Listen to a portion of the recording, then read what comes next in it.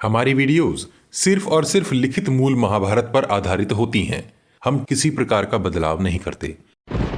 श्रीमद् भगवत गीता अध्याय 15 पुरुषोत्तम योग। जो उधर मूल अर्थात ऊपर की ओर जड़ें और अधशाखा अर्थात नीचे फैली शाखाओं वाला है, जिसे अविनाशी अश्वत्थ वृक्ष अर्थात पीपल कहा जाता है।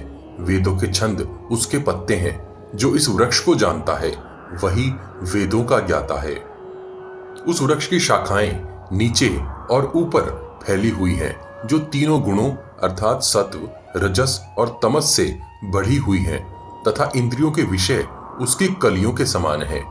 मनुष्य के सांसारिक कर्मों के फल से बंधी हुई इसकी जड़ें भी नीचे की ओर ही फैली हुई हैं। इस वृक्ष का वास्तविक रूप यहाँ अर्थात इस संसार में समझा नहीं जा सकता। इसका न तो अंत है, न आरंभ और न इसका आधार है।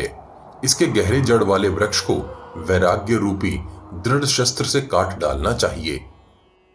उसके बाद जीव को उस परम पद की खोज करनी चाहिए, जहां जाने के बाद वापस नहीं लौटा जाता है। उसी आदि पुरुष की शरण ग्रहण करनी चाहिए, जिससे इस प्राचीन सृष्टि की उत्पत्ति हुई है। जो लोग अहंकार और मोह से रहित हैं, जिन्होंने आसक्ति के दोष को जीत लिया है, जो आत्मज्ञान में स्थित रहते हैं, जिन्होंने कामनाओं का त्याग कर दिया है और जो द्वंद्वों अर्थात सुख दुख के भेद से मुक्त हैं, वे ही अविनाशी परम पद को प्राप्त होते हैं। वह परम धाम सूर्य, चंद्रमा और अग्नि की आभा से प्रकाशित नहीं होता। वहां पहुंचने के बाद फिर वापस नहीं लौटना पड़ता। वह मेरा परम धाम है।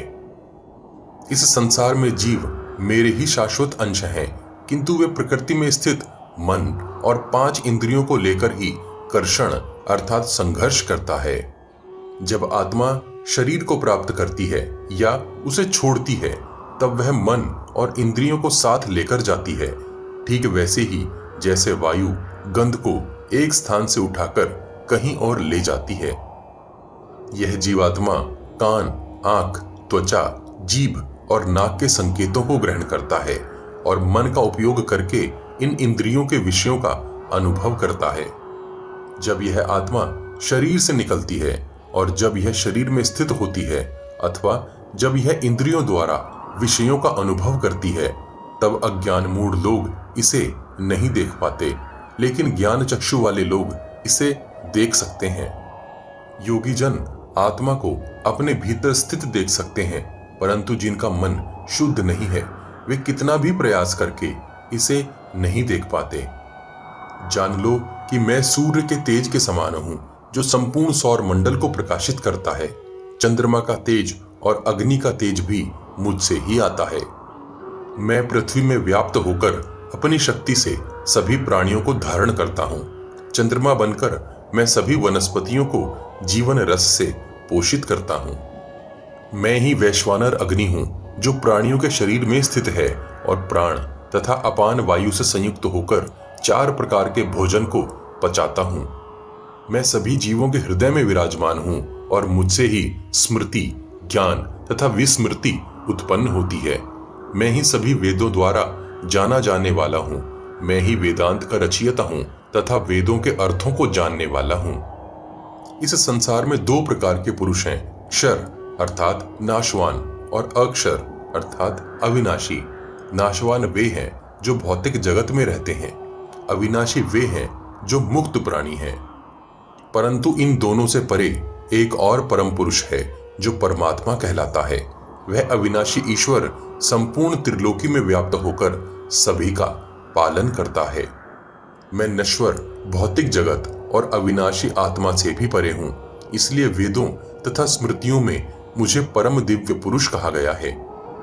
हे भारत, जो इस प्रकार से मुझे पुरुषोत्तम के रूप में जानता है, वह सब कुछ जानने वाला है और वह संपूर्ण भाव से मेरी भक्ति करता है। हे निष्पाप अर्जुन, इस प्रकार मैंने तुम्हें यह अत्यंत गोपनीय शास्त्रीय सिद्धांत बताया है। इसे जानकर मनुष्य बुद्धिमान और पूर्ण सिद्धियों को प्राप्त करने वाला हो जाता है। श्रीमद् भगवत गीता का अध्याय 15 यहीं समाप्त होता है।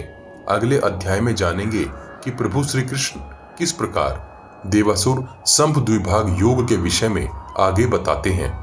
एक सूचना इंटरनेट और सोशल मीडिया पर महाभारत और उनके चरित्रों को अनाप शनाप तरीके से बहुत ही विकृत करके जनता अर्थात आप सबके सामने परोस दिया जाता है, जिसके कारण अधिकतर लोग बिना सर पैर की बातों को आधा अधूरा जानकर इस महान महाग्रंथ पर विकृत धारणा बना लेते हैं। हम महाभारत का सही रूप आप सब तक पहुंचाने का भरपूर प्रयास कर रहे हैं, जिसके हर भाग को लिखित महाभारत से मिलान किया जा सकता है। सही महाभारत को आप सबके सहयोग से ही आम जनमानस तक पहुंचाया जा सकता है। वीडियो को शेयर अवश्य कीजिए और इस विशाल प्रोजेक्ट को आगे बढ़ाने में हमारी सहायता कीजिए। इस विशाल ग्रंथ महाभारत को शीघ्रता से समेटने के लिए हम ग्राफिक्स के साथ पॉडकास्ट का सहारा भी ले रहे हैं, ताकि आप तक कुछ जल्दी से महाभारत का सही रूप पहुंचाया जा सके।